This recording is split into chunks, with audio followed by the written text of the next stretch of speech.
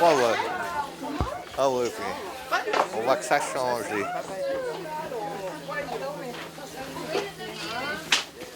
Ah voilà. Non, alors vraiment, là, ces temps, j'étais... Bon, là, c'était très facile. Mais l'autre jour, j'avais rendez-vous à 10. Mais pas la même chose. Ouais.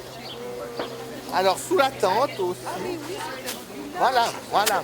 Alors, j'ai dit, bon, alors monsieur Dominique Micheli voulait me voir, et puis tous ces messieurs.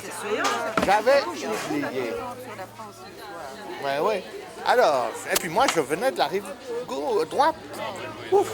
Alors, à 17h25, je pars chez moi. Déjà, j'avais presque oublié. Leur téléphone, péniblement, aujourd'hui, je serai là dans 20 minutes, 30 minutes. Mais il faut que j'évite l'autoroute. Vous étiez par choc contre par choc. Là, j'ai dit, je prends un bout du pont Butin, mais après, je vais pas sur abominable. Hein.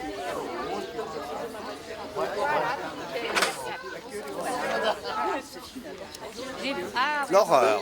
Souriez, vous êtes filmé. Le monsieur dit souriez, vous êtes filmé. Ah ouais.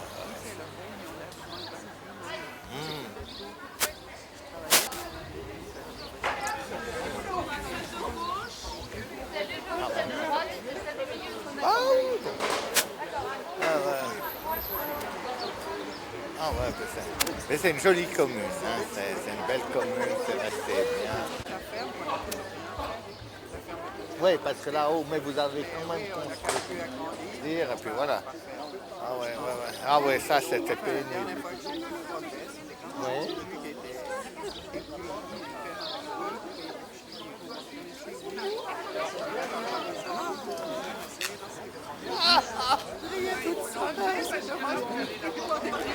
Mais c'est bien parce que en réalité c'est lui qui des fois fait rentrer la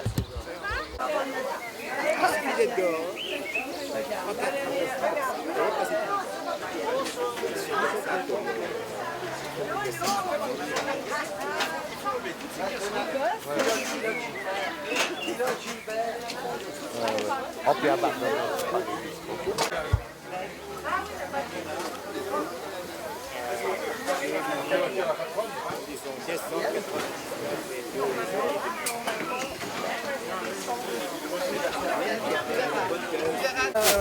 Tandis que dans une petite commune, il faut tout faire soi-même.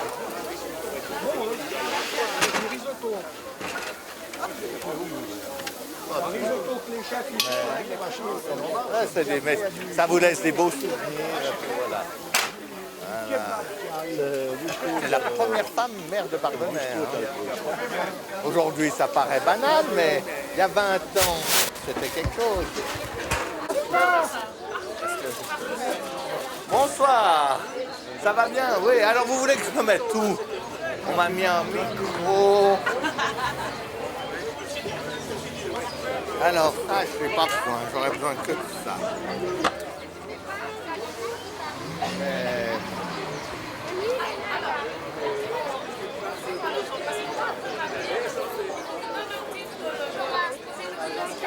Ah bon, alors, je vais parler de la frontière, la notion de frontière. En 1816 notamment, mais en général, un peu avant, un peu après, vous verrez, ça change. Mais bien sûr, c'est la frontière à propos de ce qui s'est fait. Comme ça, et ça ne sera pas la même chose à l'Antilles, évidemment. Ah ouais, non, j'ai promis. Ça change. Voilà, alors vous allez voir. Oui. Eh, bonjour. Vous êtes la maman? Non, c'est la maman. Madame. Présente. Il est...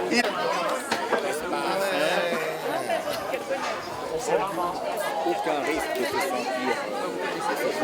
Oui, justement. La semaine dernière, j'étais suivi parce que je voulais voir. Les boissons, c'est payé ici. Et puis Horace aussi, parce que je connais Horace et Dominique. Ouais. Décédé, ça, Jacqueline. moyenne de souche. Non, j'aime bien. J'ai trouvé quelque chose. J'avais déjà été chez lui, voir la maison, etc. Mais c'est bien. Mais il y avait quelque chose dont je ne me souvenais pas du tout. Et pourtant, l'autre fois, j'étais dans les endroits. On voit depuis les grandes fenêtres, même pas du salon, mais dans le jet d'eau.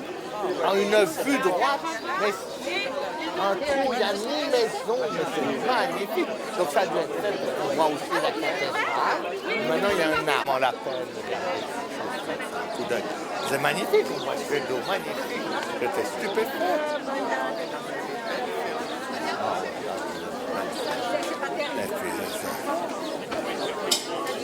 Ah, mais il y a du monde. Ah ouais, c'est bien. Oh, vous savez, il y a tant de choses maintenant. Ouais. Ben, il y a tant de choses. Mais oui, on pourrait sortir tous les soirs, faire souffler, et puis après... On est venu vous écouter. Ah. Oui, Spécialement pour vous. c'est dangereux de dire ça avant. Ah, non. Faut le dire après. Je suis sûr que ça va être très bien. Ah, merci. On va essayer d'être à la hauteur. Oui. Ah, mais je ne peux pas trop parler de pardonner. Un peu. Bon, c'est difficile. Hein. Allons-y, ça sera pas. Ouais. Hop. Fromage germanique. Ah oui. Saint-Empire, qui n'était ni saint, ni romain, ni germanique, comme disait l'autre. Mais ah, c'est belle. Bon, donc il y a quand même des écoles où on leur apprend. Ça, c'est bien. Parce que... Il faut aussi que Jules et Élise, c'est leur prénom. Ils ont la chance d'avoir des parents bien d'eux et d'avoir Ah ouais, ouais. Voilà, alors là, ils sont vraiment, pour l'histoire, ils sont... C'est bien. Non, mais... Parce qu'aujourd'hui, je crois qu'il y a des tas de gens qui ne savent pas ce que c'est. Alors, je vois qu'il y a de la musique avec suite, je ne sais pas quoi.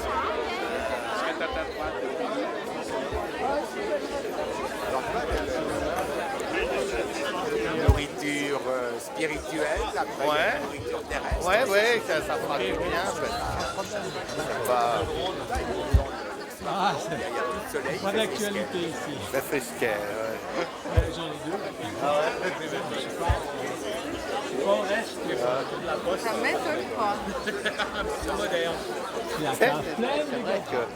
que pour un début mi-mai, Inspecteur Gadget. c'est pas génial. Si t'avais une maison qui parle, C'est pas Ah, génial. elle parle plus depuis longtemps. Enfin, j'ai deux mômes et une femme et qui bien assez sympa.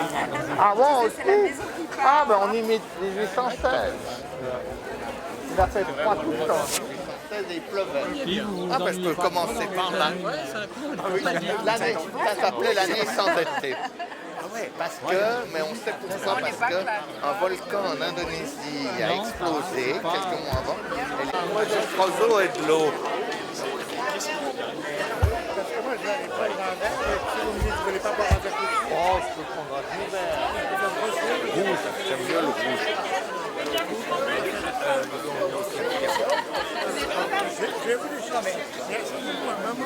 Ouais, non, ça va, je vais me mettre là. Tu vas voir que le fait de s'asseoir et de ramener du vin, tu vas voir qu'on va nous appeler. Ah, faut parler. Ouais, moi, je trouve. Ah, il y a du monde. Mais c'est très bien, c'est très bien. Parce que je trouvais que vu le temps, c'était pas sûr. Mais non, mais moi, je m'attendais à ce que du monde. Parce que Ah ouais. Hein, qu'est-ce que je t'ai dit? Monsieur Beaumont, comment allez-vous? Ça va bien? Vous promenez? Non, je viens écouter Bernard. Voilà. Oui. Je fais un petit speech. Alors, oui, mais il y a un monsieur qui vient m'apporter du vin rouge. Et finalement, je viens de dire, tu verras, à partir du moment où on a envoyé quelqu'un chercher du vin, on va venir nous appeler. 10 minutes de parole. Voilà. Non, moi j'écoute pas parce que je suis pas encore prêt. Comment c'est pas encore prêt? J'ai vu du risotto et une saucisse. T'as mangé déjà? Ah oui, je l'ai vu là-bas. Ah, voilà. Bien, alors bonne On va présentation. quand même attendre notre bouteille. Parce qu'il est venu la chercher. Oui. Wamo, électricité. C'est lui. Ah, Non, mais je lui ai dit, oui, tout à fait. Mais il est très introduit, très sympa, on a fait réparer plusieurs choses. Et voilà avec la c'est bouteille. lui qui introduit, qui t'introduit. Alors, c'est parfait. Risotto. Mets un peu de... À 50% de gens qui votent. Bon appétit. Ah, ben ça Ça va l'air. Moi, j'aurais bien... Bah, écoute, tu pourras après. Ouais, 3 kilomètres. Tu ferais bien de réserver quelque chose. Ouais. Beaucoup. Alors, Ruth, elle fait partie de l'AEHR, l'Association pour l'étude de l'histoire régionale. Je crois, oui. Oui. Pas de toi. Comité littéraire, pas de toi. Je pourrais y aller aussi. Disons, ça m'intéresse. Voilà, je me suis plongé, mais c'est juste une allusion dans l'histoire des communaux de Compiègne, mais qui étaient surtout à Pandéoual. Donc il va parler. Oui, justement, il s'est moi je l'ai installé. Mais il veut pas que j'ai. Moi j'ai un micro là, alors vous allez voir si vous m'entendez. Attention, parce que le propos peut le bouffer. Le propos peut le bouffer. Ah ouais, le propos peut vous faire du micro. La bonne chose, ça c'est maintenant. S'ils m'entendent pas, c'est ce que je dirais. Mesdames, messieurs, vous m'entendez C'est encore l'emmerdeur qui commence la soirée. Je vais m'approcher. Bonsoir à tous. Oui. À toi. Merci d'être venus. Alors, de toute façon, comme d'habitude, je vais pas aller dans l'ordre de mon speech parce que je mélange toujours tout. Donc, je voudrais vous souhaiter la bienvenue à Bardonnay. Vous entendez pas au fond? Vous avez enclenché l'appareil, tout, c'est bon? Jamais. Ah ben voilà, ouais. Ça serait peut-être bien, en effet. 1, 2, 1, m'entendez là? Oh là là. À mieux? L'électricien a tourné le bouton. Ça va mieux comme ça? Merci. Donc je vais pas recommencer, mais merci et bienvenue à tous à Bardonnay. Je voudrais dire merci aux gens de Bardonnay de nous accueillir, et surtout aux gens qui habitent autour de la place de Brûle, parce qu'on les enquiquine un petit peu depuis 2 jours, et encore, je préviens, encore 2 jours. Oh là là.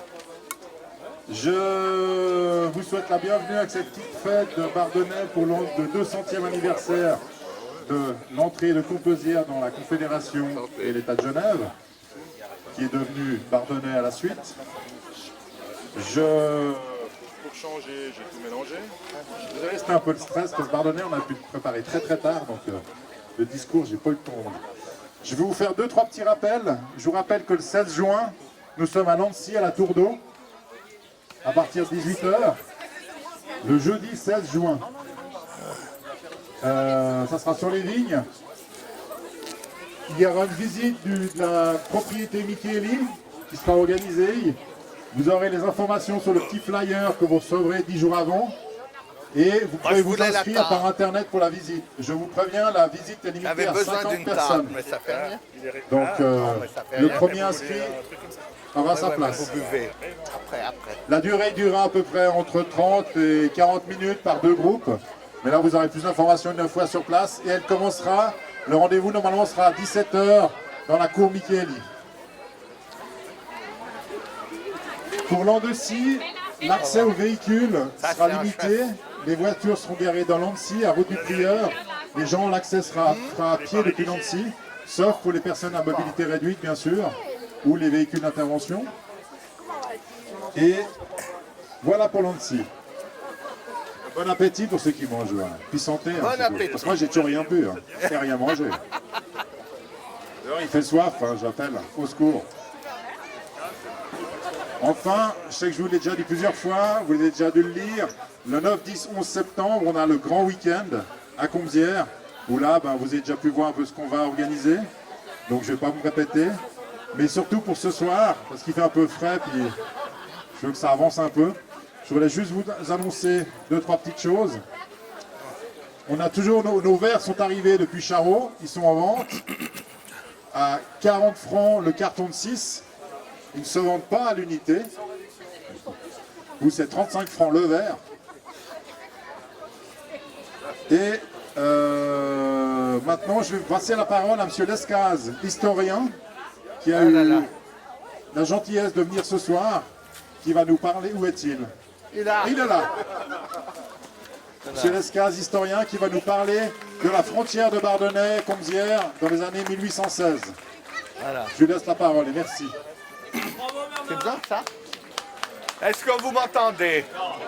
Ouais, bon. Alors, il faut quand même que je l'aie. Ah ouais, ouais. Ah oui, là-bas au fond. Voilà. Mais il m'avait l'air d'avoir l'oreille très fine là au fond. Bien, mesdames et messieurs, bonsoir. Alors, je vais essayer de ne pas être trop long parce que nous avons pour le bicentenaire de 1816 un temps de 1816. En 1816, en effet, c'est l'année sans été. On appelle ça l'année sans été. Il fait froid, il pleut tout le temps. Au printemps, en été, en automne, les récoltes sont très mauvaises et ça entraîne la disette. Le blé, le prix du blé, le prix des pommes de terre ne cesse d'augmenter au cours de l'été, de l'automne et de l'hiver 1816. Et en 1817, c'est la dernière famine qu'ait connue Genève, avec une petite émeute, dite émeute des pommes de terre. Alors vous me direz, comment cela est-il possible? Eh bien parce que 1816, mais les gens de l'époque ne le savaient pas, c'est aussi le premier désastre écologique que l'on connaisse avec certitude. Qu'est-ce qui s'était passé quelques mois auparavant? Très loin en Asie, en Indonésie, un volcan, le Tambora, avait explosé. Alors évidemment, on ne le savait pas en Europe, mais le nuage de cendres a tourné autour de l'hémisphère nord durant toute l'année 1816. Et il n'y a donc pas eu d'été. Et il y avait déjà des touristes à Genève. Et parmi ces touristes, vous avez le célèbre Byron, ainsi que Mary Shelley. Ils étaient venus pour visiter le Mont Blanc, faire un tour sur le Léman, ils l'ont fait d'ailleurs, mais comme il pleuvait, ils n'ont pas du tout pu faire toutes les excursions qu'ils voulaient, et donc ils étaient réfugiés à Cologny, dans une villa, la villa Diodati, et c'est là qu'ils ont écrit plusieurs romans, dont notamment le fameux roman Frankenstein. Frankenstein est dû au fait qu'il faisait très mauvais à Genève et que comme il n'y avait pas encore de télévision, le soir il fallait s'occuper et ils écrivaient. Voilà, c'est comme ça que le climat d'aujourd'hui est finalement peut-être encore meilleur quand même que celui de 1816.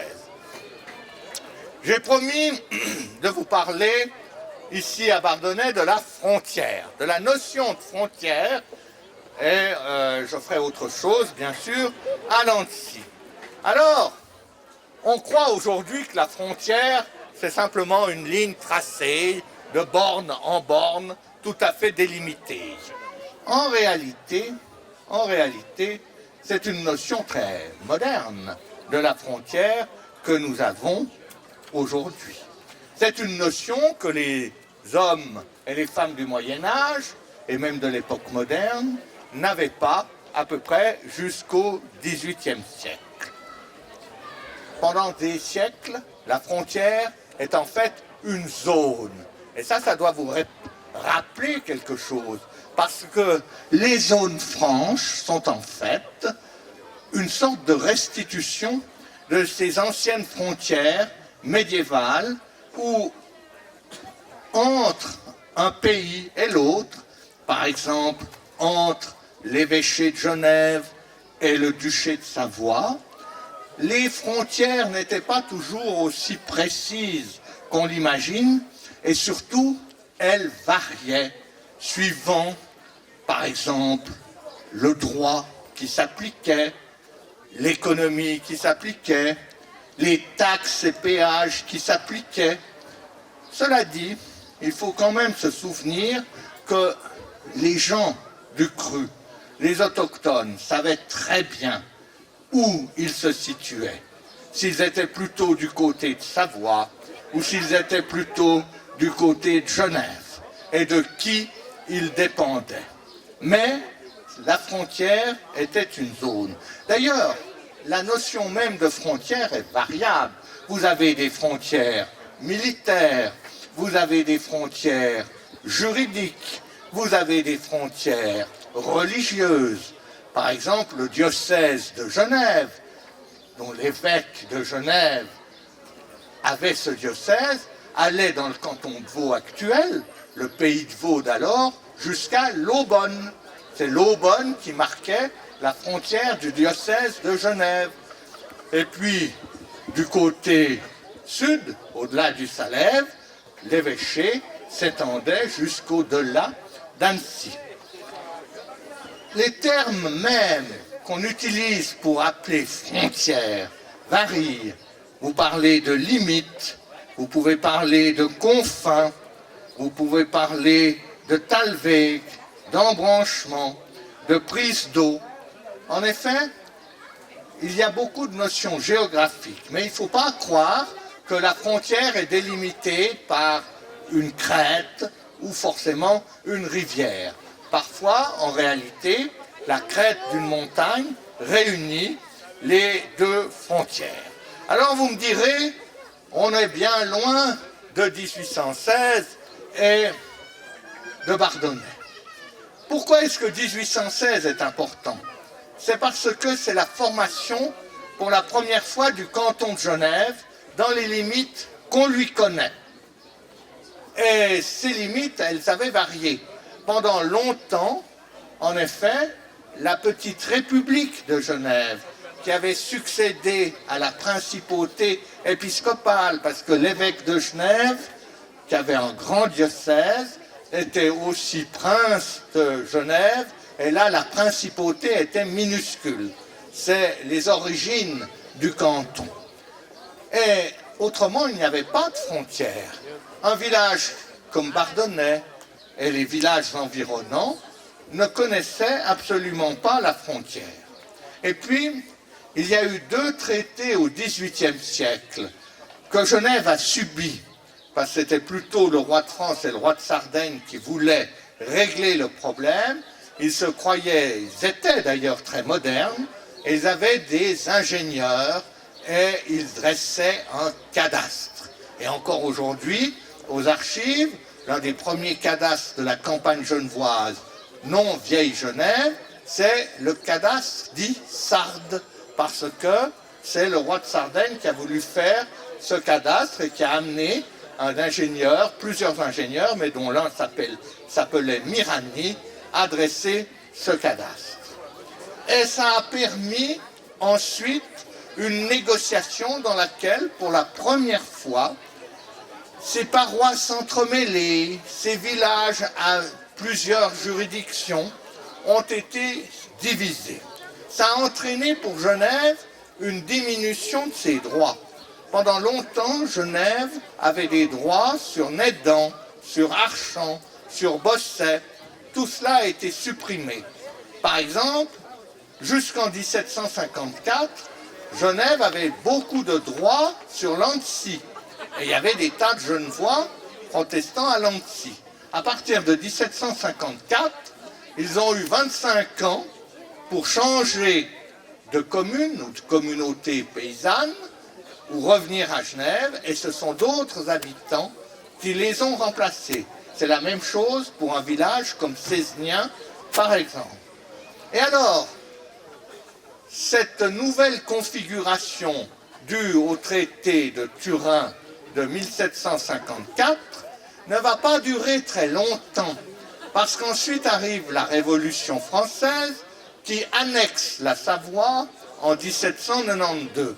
Du coup, il n'y a plus de frontières qu'entre les quelques petits territoires genevois et la grande nation, la grande République française. Ensuite, vous le savez, Genève, en 1798, devient à son tour française, à la suite d'une votation, un peu orientée quand même par les Français, mais sans invasion. Sans invasion, contrairement à la Savoie. Et puis, 15 ans plus tard, se produit en 1813 et début 1814, cet événement capital pour tous les villages entre Jura et Salève, la chute de l'Empire napoléonien. Et la chute de Napoléon a ceci d'important pour tous les villages, c'est que ça met fin à la conscription. Ça met fin à l'obligation pour tous les jeunes gens, à partir de 18 ans, de tirer au sort pour savoir s'ils seront soldats de Napoléon, avec tous les risques. En 1812, c'était notamment celui de mourir en Russie, ou s'ils échapperont au service militaire obligatoire. Alors ça a été pour cela un immense soulagement, et de ce point de vue, la chute de Napoléon a été ressentie avec un certain contentement dans les terres du Genevois, on va le dire comme ça. Mais d'un autre côté, les commerçants, les négociants perdaient un grand marché de plusieurs dizaines de millions d'habitants.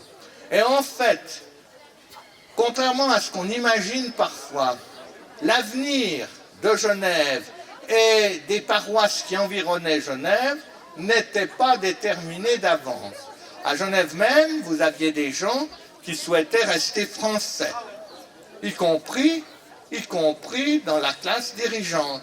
Et puis, vous aviez des gens, et c'était notamment les membres du gouvernement provisoire, qui souhaitaient que la petite République retrouve son rang, son espace, c'est-à-dire 30 000 habitants face à l'Europe. C'était un rêve passéiste, un rêve nostalgique, et surtout un rêve que ne partageaient pas du tout les alliés, notamment l'Angleterre et la Russie, qui souhaitaient que Genève soit suisse, devienne suisse, de façon à protéger le plateau suisse et à faire un rempart contre de nouvelles aventures en France. Pour ça qu'il y a eu un grand royaume des Pays-Bas, qui comprenait les Pays-Bas et la Belgique, et le Luxembourg, qu'on a mis la Prusse sur la rive gauche du Rhin, etc. Une politique qu'aujourd'hui on appellerait une politique de containment. Ça, c'est la première chose. Et puis la Suisse elle-même n'envisageait pas forcément que Genève soit canton suisse, même si pendant plusieurs siècles, certains l'avaient souhaité. En effet, Genève avait une réputation d'être un peu troublionne. Hein.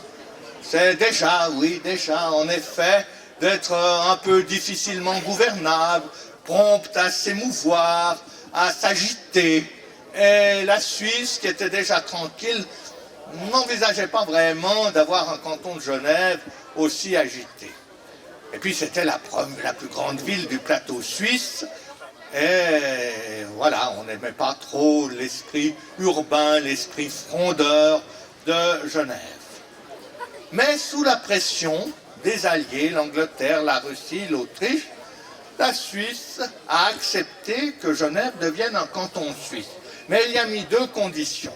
Il lui fallait ce les historiens appellent parfois une dot et des papiers. Alors les papiers, c'était une nouvelle constitution, de façon à éviter les troubles politiques. Le tsar de Russie, qui contrairement à beaucoup de tsars russes, en tout cas à cette époque, était un libéral, avait recommandé à son ministre, Capodistria, que Genève ait une constitution libérale, ouverte. Inutile de vous dire que le gouvernement provisoire genevois a oublié ça et a fait une constitution qui n'était pas du tout libérale et que les vrais esprits libéraux de l'époque, comme Étienne Dumont ou Sismondi, ont vivement critiqué. À dire le vrai, quand on voit les autres constitutions suisses, Genève avait pourtant la constitution la plus progressiste de Suisse même si elle nous apparaît, comme à l'époque, très réactionnaire. Mais ça, c'était un problème de Genevois. Cette constitution a été acceptée à la majorité des voix, mais les 2/3 du corps électoral, qu'on privait d'ailleurs ensuite de droit de vote, ils étaient priés de venir voter pour dire qu'ils ne pourraient plus jamais voter, eh bien ceux-là ont décidé de ne pas venir. Si bien que la Constitution a été acceptée à peu près, les chiffres je les donne comme ça, mais là, de 2500 oui, 300 non et 4500 abstentions. Voilà. Ça, c'est pour dire quel était l'ancrage populaire de cette Constitution. Et alors l'autre problème qui nous touche de près à Bardonnay, ça a été le problème de la constitution du territoire. Parce que ça a été très difficile. Sur la rive droite, le roi de France ne voulait, qui était Louis XVIII, ne voulait pas du tout céder la route de Versoix. Alors ils avaient imaginé un système pour que la route soit à la fois sur la souveraineté helvétique et sur la souveraineté française. Autant dire que ça n'aurait pas marché. Mais la Suisse aurait voulu pouvoir disposer d'une contiguïté territoriale avec Genève. Comme c'était difficile, on s'est tourné vers la Sardaigne. Et le roi de Sardaigne, tout qu'heureux de récupérer la Savoie, au début, a eu l'air plus ouvert. Et puis on a même envisagé à Genève, parce qu'il y avait des problèmes confessionnels, de faire un canton de Savoie, ça serait la Savoie du Nord, et de réunir Genève à la Suisse par le sud du Léman. Par le sud et pas par le nord. Alors on exposait que c'était un peu difficile pour le roi de Sardaigne d'accepter, parce que quand même, la Savoie, c'était ses terres ancestrales. Et Sismondi répliquait, mais vous avez bien à Neuchâtel un canton suisse qui est une principauté, le prince de Neuchâtel était le roi de Prusse, eh bien, nous aurons un canton de Savoie qui aura un duc à sa tête, le duc de Savoie, qui sera en même temps le roi de Sardaigne. Vous voyez qu'il y avait des gens qui pensaient à tout. Ce projet de Sismondi est quand même resté dans des cartons, mais enfin il l'a écrit, et finalement, après bien des négociations, on a cédé, la France a cédé 6 communes entre Rhône et Léman. Il y en a une qui aujourd'hui s'est divisée en deux, c'est Collet-Bossy et Bellevue. Et puis sur la rive gauche, le roi de Sardaigne a cédé, alors je ne vais pas vous énumérer toutes les communes, mais officiellement ça ne faisait que 7 communes. 7 communes, et puis ensuite elles se sont beaucoup divisées entre elles. Et alors il a fallu délimiter les territoires de ces 7 communes. Et pour la région qui nous intéresse, c'était très difficile, parce qu'il y avait des, comment dire, des pesanteurs et des intérêts divergents. Par exemple, on sait très bien que Carouge n'était pas du tout contente de devenir genevois. En revanche, Saint-Julien a été 6 mois genevoise, et vous avez encore dans les archives de Genève une superbe lettre du maire de Saint-Julien qui, au nom de son conseil municipal, écrit « Ah, au Conseil d'État de Genève, comme nous sommes heureux d'être genevois, enfin nous voilà à nouveau réunis, etc. » 6 mois plus tard, la diplomatie aidant, Saint-Julien restait sarde, et j'avoue que je ne sais pas si, aux archives de Turin, il y a la même lettre du maire de Saint-Julien qui dit au roi de Sardaigne « Comme nous sommes heureux de retrouver notre bon roi ». Mais c'est possible. Toujours est-il que Saint-Julien, sincèrement, souhaitait être genevoise. Mais d'autres terrains étaient convoités. Par exemple, un certain Ami Lulin, qui était l'un des principaux, le premier syndic du gouvernement provisoire, avait une propriété assez importante à Archamps. Et comme Archamps avait été genevoise, il a tout fait pour que Archamps redevienne genevois. Il n'a pas réussi.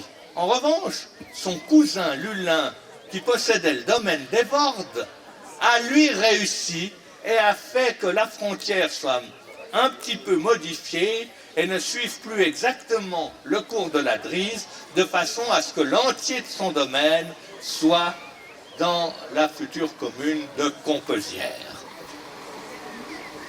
Ces petits intérêts ont été ailleurs également, et la frontière un peu dentelée doit beaucoup aux gens qui ont essayé d'influencer tel ou tel diplomate. Mais le roi de Sardaigne tenait absolument à pouvoir transporter des troupes jusqu'à Thonon.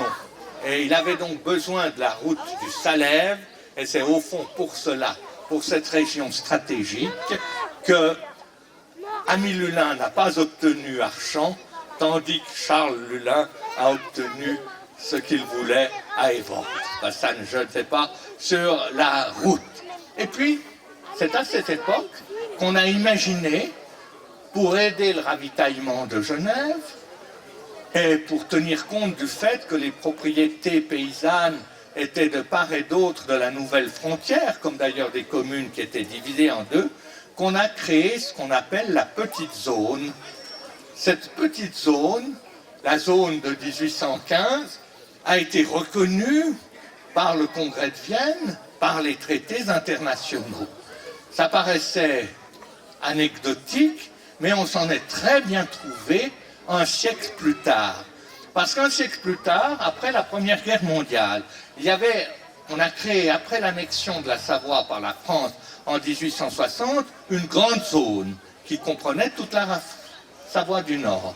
Mais au lendemain de la Première Guerre mondiale, la France n'a pas voulu reconnaître cette grande zone, ni d'ailleurs la petite, et les a supprimées.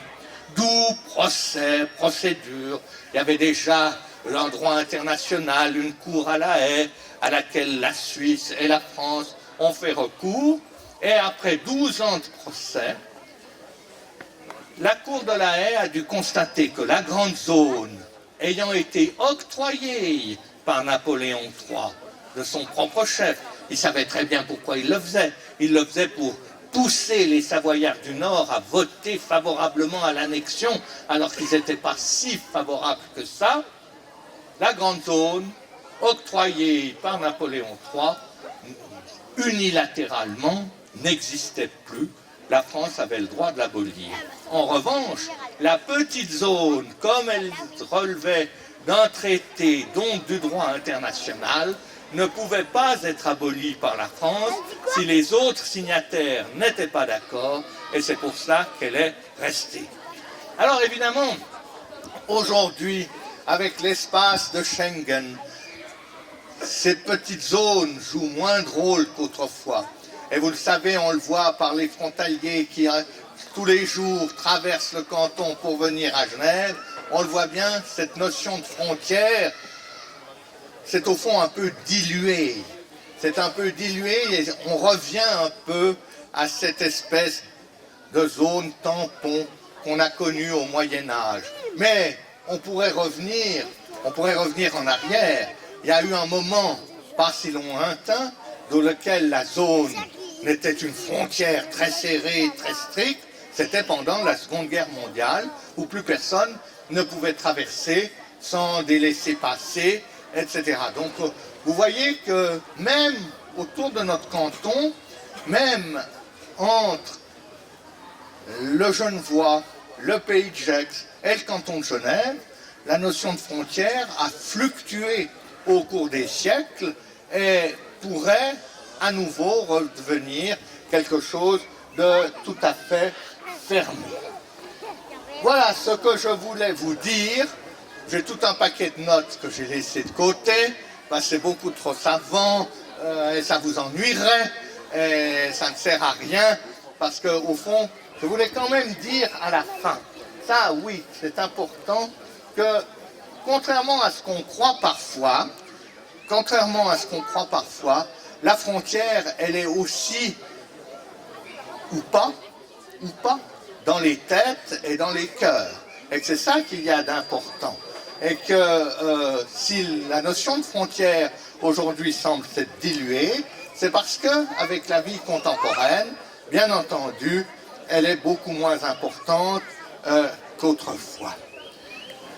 Et la dernière chose, parce que vous avez appartenu à la commune de Compierre, que je voulais dire, c'est que vous savez que ces deux communes, Bardonnay et Plan-les-Ouates, se sont séparées, non pas pour des raisons politiques, comme par exemple la séparation de J et de Jussy, parce que J était plutôt radical, et puis Jussy était plutôt libéral-conservateur. Ils se sont séparés à cause des communaux. Parce que avant qu'il y ait des communes, il existait des communautés par village, par hameau, et que ces communautés possédaient depuis des siècles des terrains, des pâtures pour le bétail. Or, il s'est trouvé que les hameaux du haut de la commune, Bardonnay, Charot, Nancy, n'avaient que de très petits communaux, alors que Saconnet-d'Arve et Plan-les-Ouates avaient de très grands communaux, qu'ils ont d'ailleurs profité, sous l'impulsion du régime radical, pour les vendre. Si bien que nous ne pouvons pas aujourd'hui, dans l'aménagement du canton, parler des communaux de Plan-les-Ouates comme nous parlons des communaux d'Ambilly. Parce qu'à Ambilly, c'est la même chose. Seulement, ils étaient restés du bon côté, et ce qui fait qu'Ambilly en a aujourd'hui beaucoup profité, et que les communaux de Plan-les-Ouates ont été, au fond, liquidés dès le 19e siècle, dès 1850-60. Ça servait de terrain d'exercice, etc. Les chiffres sont là, effectivement. On peut dire que Plan-les-Ouates, à un moment donné, a nourri la commune de Compierre. Alors, ce qui est d'intéressant, c'est que ces communaux, ces terres communales, vous les trouvez dans tout le pays de Gex. Vous le trouvez dans tout le Genevois. Là, il n'y a pas de frontières. Et ces communautés rurales sont extrêmement importantes. Ça ferait l'objet d'une autre discussion, parce qu'il y a même des femmes, si elles étaient veuves, si elles étaient tutrices d'enfants mineurs, qui pouvaient être membres de ces communaux qui décidaient notamment des cultures. Mais ça nous entraîne trop loin de la frontière. D'ailleurs, aujourd'hui, il n'y a plus de frontières, ou peu, et je vous souhaite à toutes et à tous une très bonne soirée.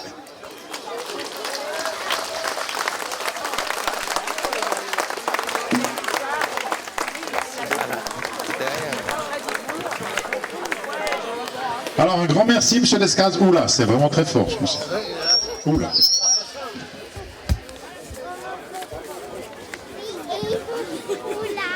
On n'a pas la même puissance vocale. Merci beaucoup. Alors maintenant, je vais laisser un peu la place à la fête avec un petit groupe de musique, les Long John Brothers, les frères Longjaune en français. C'est un peu ça. Donc musique et puis bonne soirée, bon appétit et merci d'être venu encore. Bravo. Je veux voir votre micro. Il est parti.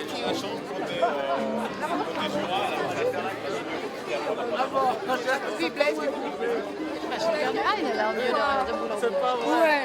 Faut que j'ai joué à la loterie à cause de... Non mais vous savez pas. Parce que...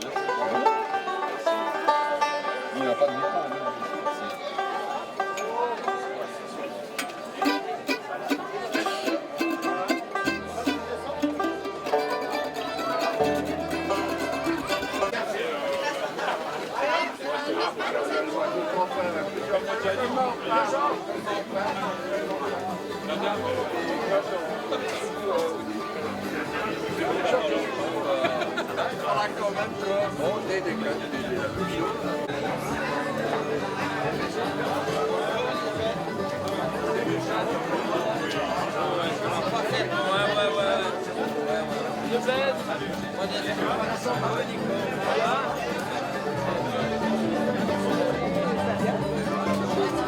Qu'est-ce que vous en faites du film après?